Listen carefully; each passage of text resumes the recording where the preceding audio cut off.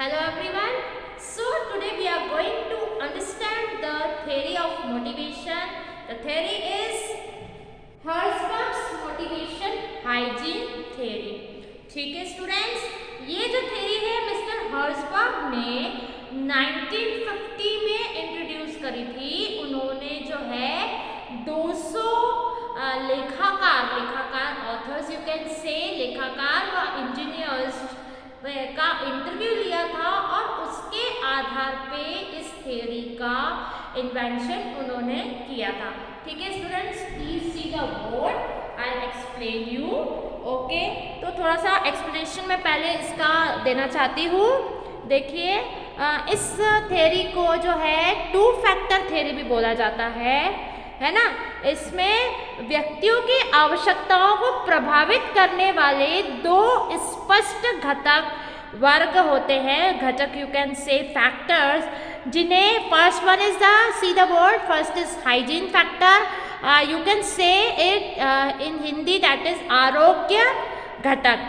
ठीक है, एक और सेकेंड साइड में देखिए मोटिवेशन फैक्टर, उसको आप बोल सकते हैं अभिप्रेरणा घटक. ओके, सो जो हाइजीन फैक्टर है वो हमारे एक्सटर्नल इन्वायरमेंट से संबंधित होते हैं तथा वे जो हम लोग कार्य करते हैं, वर्क करते हैं, उसका जो डिससेटिस्फैक्शन को धीरे धीरे कम करके समाप्त कर देते हैं. और उसके उपरांत अभिप्रेरणा घटक जो है मतलब मोटिवेशन फैक्टर कार्य संतुष्टि मतलब वर्क सेटिस्फैक्शन प्रदान करने या कार्य में रुचि पैदा करने में सहायक बनते हैं. सी हाइजीन फैक्टर क्या बोल रहा है कि जो आप अनसेटिस्फाइड रहते हैं किन्हीं किन्हीं चीज़ों में रिलेटेड टू अवर वर्क, उसको सेटिस्फाइड करने की वो कोशिश करता है. और मोटिवेशन फैक्टर अभिप्रेरणा जो घटक है वो कार्य संतुष्टि मतलब वर्क सेटिस्फैक्शन प्रदान करने या कार्य में रुचि इंटरेस्ट क्रिएट करने में वो आपकी हेल्प करता है.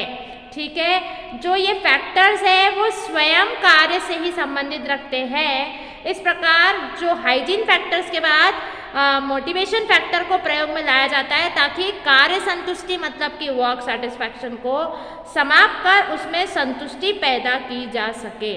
ठीक है स्टूडेंट्स, अब देखिए जो हाइजीन फैक्टर्स रहते हैं उसमें आता है मुख्यतः वेतन व अन्य मौद्रिक लाभ, सुरक्षा कार्य दिशाएं, पर्यवेक्षक व उससे संबंध तथा कंपनी नीति व प्रशासन को सम्मिलित किया जाता है. मैंने सारी चीज़ें देखिए हाइजीन फैक्टर्स में लिखी है. कंपनी नीति, organisational factors and administration, technical and interpersonal aspects of supervision, then relation with peers and subordinates मतलब कि जो आपके साथ काम करते हैं उनके साथ आपके रिलेशंस, दैन वर्किंग कंडीशन कैसा है, आपका पेमेंट कैसा है, status, job securities, this are coming under the hygiene factors in which somehow you are not satisfied with this all factors. तो उस यही बताना चाह रहे हैं हर्ज़बर्ग कि दो प्रकार के फैक्टर्स होते हैं, हाइजीन फैक्टर्स और मोटिवेशन फैक्टर्स. उन पर काम करना ज़रूरी होता है.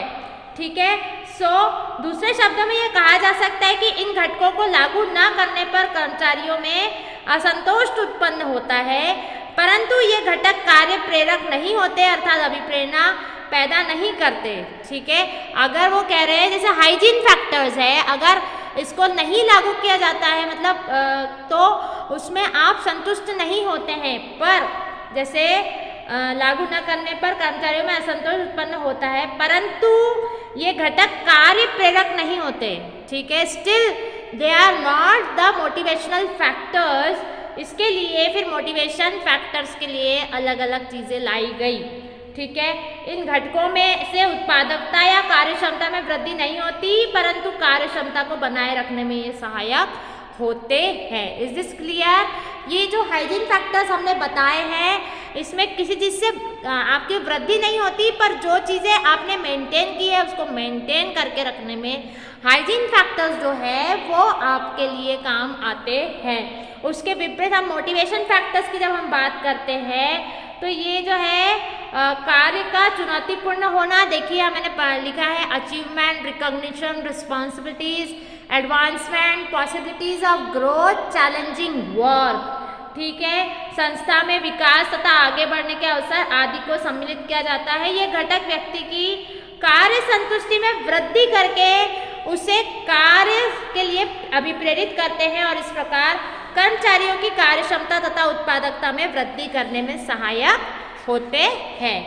ठीक है, अब मैं तभी सभी घटक स्वयं कार्य से संबंधित होते हैं। ये एक्सटर्नल एनवायरनमेंट प्रशासकीय मतलब कि एडमिनिस्ट्रेशन या सामाजिक वातावरण से संबंधित नहीं होते हैं।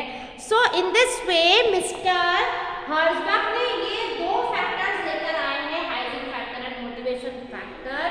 ठीक है, इसमें उन्होंने कहा कि ये फैक्टर्स का होना जरूरी है, ये आपको सेटिस्फाइड करने में हेल्प करते हैं, पर ये जो फैक्टर्स है ये आपको और आगे बढ़ने में जो है हेल्प करते हैं, आपके इंटरेस्ट को, कार्य करने के इंटरेस्ट को डेवलप करते हैं।